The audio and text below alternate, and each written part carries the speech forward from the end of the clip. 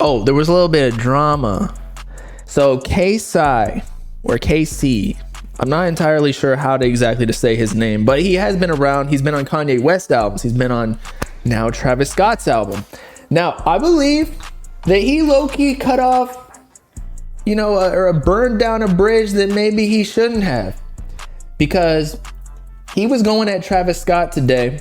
If you didn't already know, and we're going to show it real quick, on Utopia, he started listing all of the features, potentially for like streams, but ultimately it's not really like, we already know the features, so what's the point of keeping them hidden? I think if you keep it the first, has it been a week yet? We're running up on a week soon, so no. But if you do it like the first couple of days, it definitely invokes some more curiosity. Like, it's almost like an Easter egg or an Easter hunt where people are trying to figure out, oh, who was on the feature? And especially with Cardi's, like, we were trying to figure out if it was Homicide Gang on the feature because he said homicide as the ad lib and he was using a new voice, but then we found out that it was in fact Cardi, as you can see here. So all the features are listed. You can go to their Spotify profile. Same thing on Apple Music, I would assume. Now, on Thank God, Kaycyy, or Kaycyy, was not listed. Now, let's see if he's in the credits.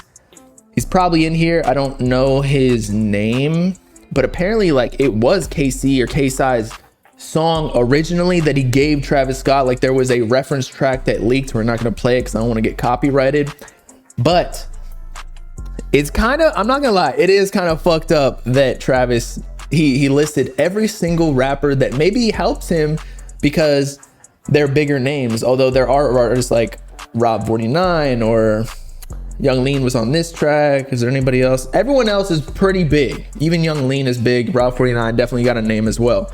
Kaycyy is kind of like more underground in a way, although he has credits on big songs, again with Kanye West and then now Travis. So this is what he had to say on Twitter though. And again, I'm going to tell you why I think it's kind of burning a bridge. He said, or somebody on Twitter posted it knowing that Kaycyy was not listed on the features. Why the fuck is Kaycyy featured not or still hidden? He literally wrote a large part of it and sings the entire chorus. He says, y'all keep sending me these messages. Y'all know what I do. I'm not no background singer. Fuck trap. Again, this is why I feel like he's burning a bridge. I don't know if Travis Scott even told his team or his label, because a lot of these artists, most of them, if not all, are not really handling the back end stuff for Spotify. It's gonna be, I think he's through like 300 or he's through Epic Records, it says on his Spotify.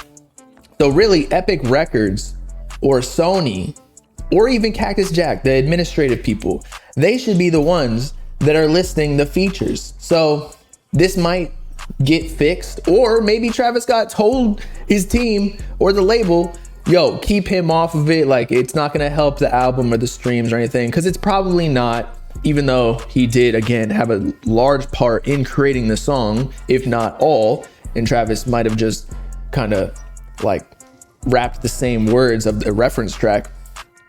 But that's what I think low-key Kaycyy should have just hit Trav up or hit up his team, be like, yo, why am I not listed on the project? And then everything would have been fixed. It would have been no beef. It would have been no burned bridges, potentially affecting his relationship with like Kanye or any other big people where he might be sending them songs. And if he doesn't get credit, or at least credit that he like enough credit in his eyes, as opposed to someone just listing him in the songwriting credits, that it's gonna cause even more rifts between their relationships. So I think he should have just kept quiet and been like, yeah, I'm on the song, I don't know what's going on, and then hit up Trav's team behind the scenes.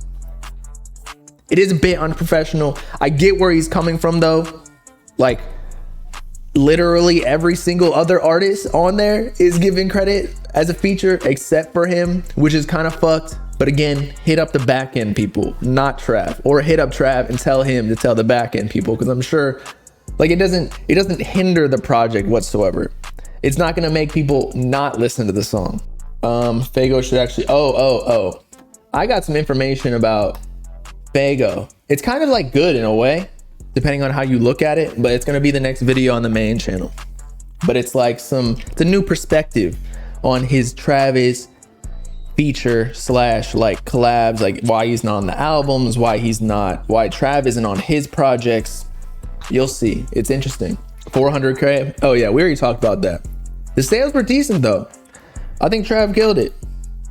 He like 400K coming by with those numbers nowadays, especially in the streaming era where like people just don't buy albums. You have to get the pure sales. There's no iTunes, there's none of that.